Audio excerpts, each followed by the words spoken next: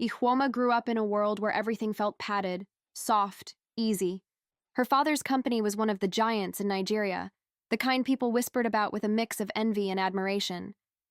And because she was the only child, the house revolved around her without her ever needing to ask.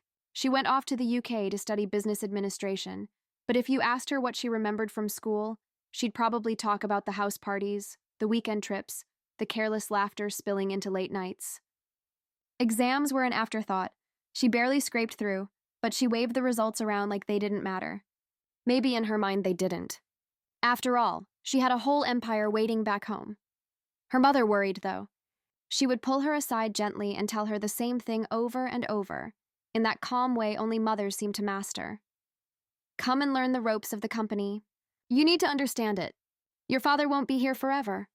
But Ihuoma always had a reason to push it to tomorrow. A spa appointment, a friend's birthday, jet lag, anything. Then one day life did something cruel. Her parents were in an accident, just like that. And she found herself in a cold hospital corridor, gripping prayers she didn't even know she remembered. For a moment, it looked like they would pull through. Then within days, the hope dissolved. She lost them both, and the world she thought was unshakable cracked in half. The morning wasn't even over when the shark started circling. Board members, shareholders, old family friends, people who suddenly spoke in clipped tones and legal jargon, people who smelled weakness like blood and water. The company her parents built brick by brick was slipping out of her hands faster than she could learn what any of the documents meant. She regretted bitterly how many times she had shrugged her mother off.